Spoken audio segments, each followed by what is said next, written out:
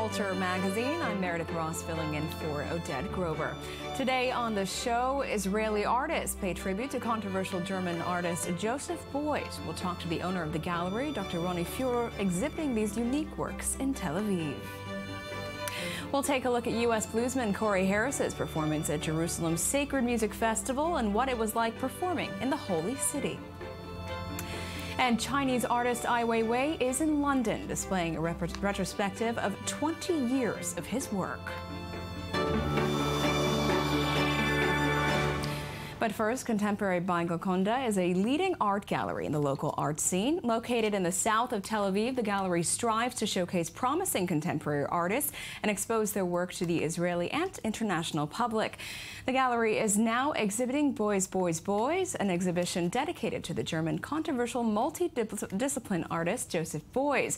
In the exhibit, Israeli artists pay tribute to Beuys as a source of inspiration. Here in studio joining me is art critic and expert Dr. Ronnie Führer, current CEO of Contemporary by Golconda. Thank you so much for being with us today. So first, can you just explain a bit about this exhibition here in Israel?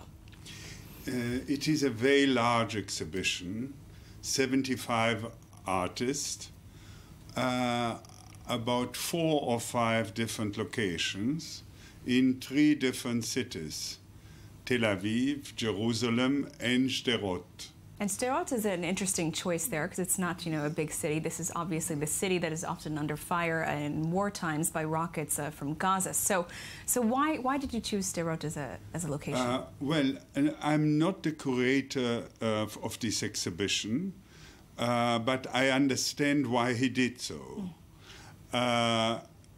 Beuys' body of work is based on his wartime service in the German army. He was wounded, his wounds, and this has affected him for the rest of his life, and it affected all his body of work, which goes far beyond artistic per se, plastic art and so on. It goes far more to education and to movements. Movements in art, social movements. Of course, one of the people that influenced him more was Rudolf Steiner, the teacher, philosopher, etc., etc.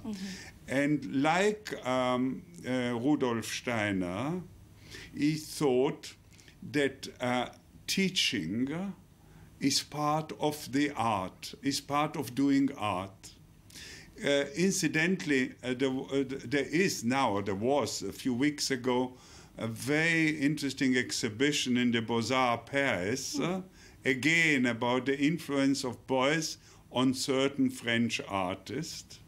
And there they were showing the artists that thought like him that teaching is part of their doing art, and on the way they started to teach far more and to do art far less. Of course, and you mentioned his service. We need to mention this. He is a controversial artist. He served in the Nazi German military in World War II, and as you mentioned, he was wounded. So my question is, why do Israeli artists in particular choose to get inspiration from him? You think there's actually more links to this than meets the eye? Far more. The most obvious reason is that Mr. Beuys and Israel have got a common goal. Israel comes from a different point of view than Beuys, but the result is, of course, the same. The outcome is the same, whereas Beuys decided that he will do everything in his power so that the Shoah never happens again. This is the Holocaust. The Shoah Holocaust, is the Hebrew word for it. Holocaust, Shoah. So he deeply regretted his involvement in the German military. I'm sorry? He regretted his involvement. Of course. He comes from guilt. Of course. His wish that it never happens again comes from guilt. The Israeli interest that it never happens again comes from sufferings. But the goal is the same. So that's the obvious one. Secondly, if we think about his work, that is all based about his previous life, Beuys became an artist in the second part of his life. The first part was, of course, the military service, the wound. He was badly wounded during the war. And all of this found a lot of common grounds with Israel. Because after he was wounded, he suffered from an emotional crisis, an emotional disorder. And then when you come to think about it, he was in a crisis. He was an artist in a crisis. So is Israel. It's a country in constant crisis. We are all synthesis of 2,000 years of sufferings, but the past 60-odd years of the statehood of Israel has been one long crisis, of course. I see. Well, unfortunately, we have run out of time, Dr. Führer, but thank you so much for expanding on the life of this man and what it has influenced Israeli artists to do. We wish you so much luck with your exhibition. Thank you so much. Thank you. And earlier this month, U.S. bluesman Corey Harris visited Israel to perform at the Jerusalem Sacred Music Festival. A night before his performance, Harris lectured a small audience in Tel Aviv's Diwan Bedouin restaurant about the African roots of the blues. The focus of the discussion was his book, Jaffa, the first biography ever written about the late African bluesman Ali Farka Touré. Here's more.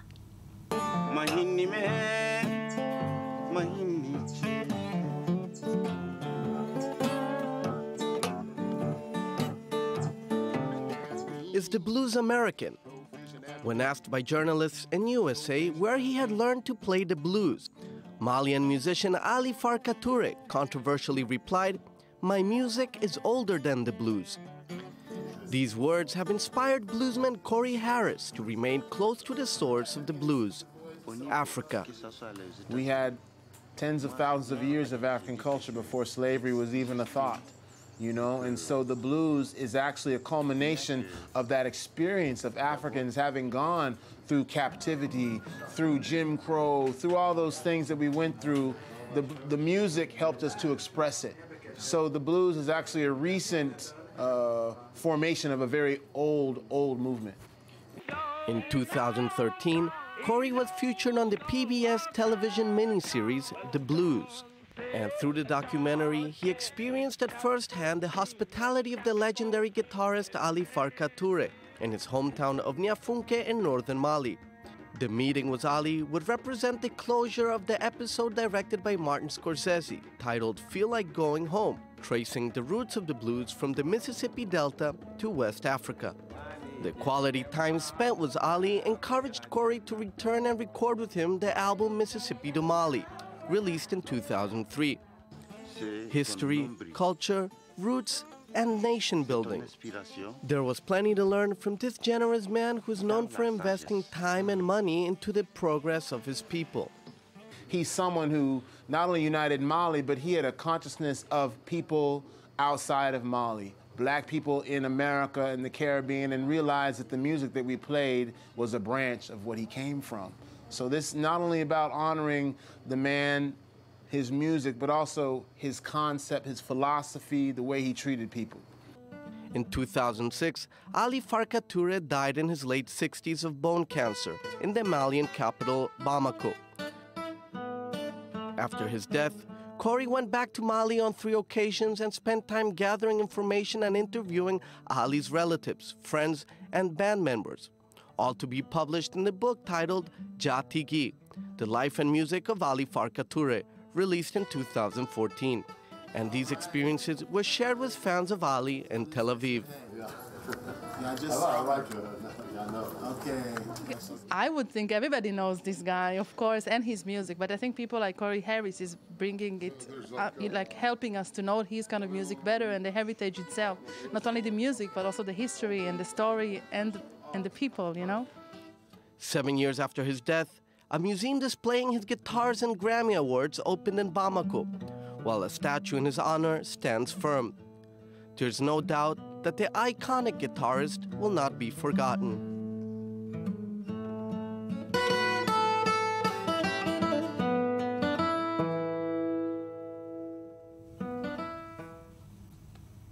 And coming up, a deeper look into Corey Harris's experience performing here in Israel. But first, our cultural recommendation of the day.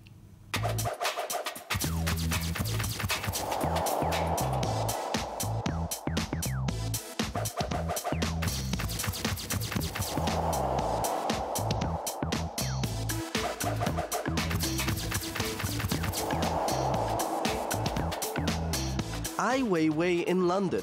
It's not new, but this time this major retrospective of the Chinese artist has a different taste. For the first time in 5 years, Weiwei came in person to oversee the installation, a symbol for this dissident whose passport was confiscated by the Chinese authorities in 2011. Sculptures, photographs, monumental installations. This retrospective retraces 20 years of work, which means that on display are the works produced by the artist since his return to China in 1993. An exhibition that shows the great variety of works by Weiwei, either by the diversity of materials used, like wood, marble, ceramic, or its various political fights, as his works on the Sichuan earthquake or his experience in detention in 2011. And for the visitors to not miss the symbolic and the political dimensions of each work, audio guides are available for the full explanations.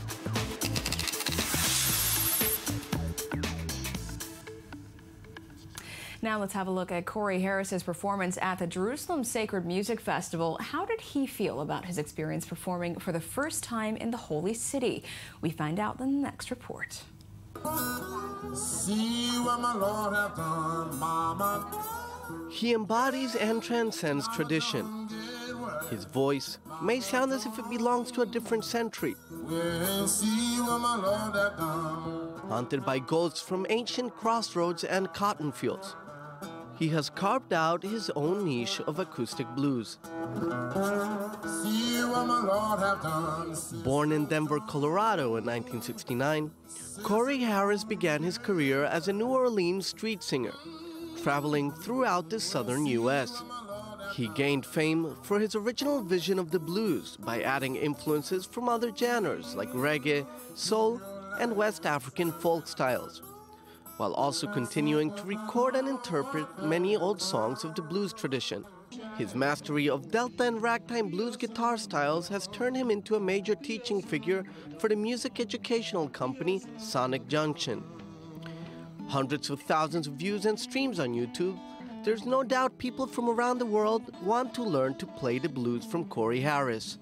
As a live performer, he has played all over the globe, and this September he made his first ever visit to the Holy Land to participate in the annual Jerusalem Sacred Music Festival. Through the experience of bondage and captivity that we have been suffering, it's only natural for us to seek our inspiration in Scripture and in sacred text and in the words of the ancestors and those who came before us, you know. Fighting still. Ark of the covenant rested in the Zion. Sat next to the conquering lion. We have everything inside of us. You know, heaven and hell is inside of us. Good and bad is inside of us. We have tension, we have joy, we have all of that, you know. So Jerusalem is like that. It's like humanity in one little tiny place.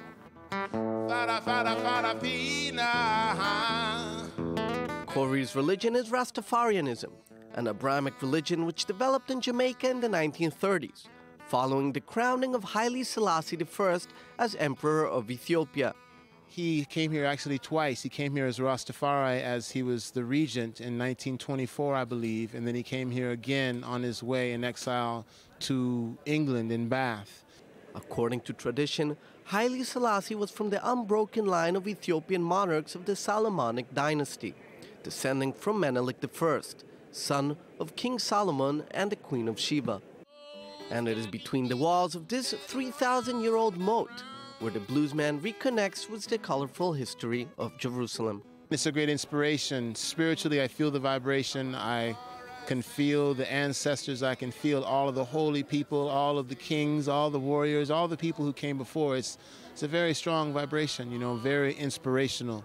So, you know, my hope is that I can return back and learn more and share more of the music with the people. Well, do not pass me by. And that's all for today's show. See you next week with more culture on I-24 News. Let's finish with some music by U.S. Bluesman and Corey Harris. Have a great day. Sister, don't get worried, sister, don't. We'll see what my Lord have done. Well, here I stand. Well, here I stand with my folded arm. Here I stand. See what my Lord have done, Mama. Again, Mama, don't get worried. Mama, don't. We'll see what my Lord have done.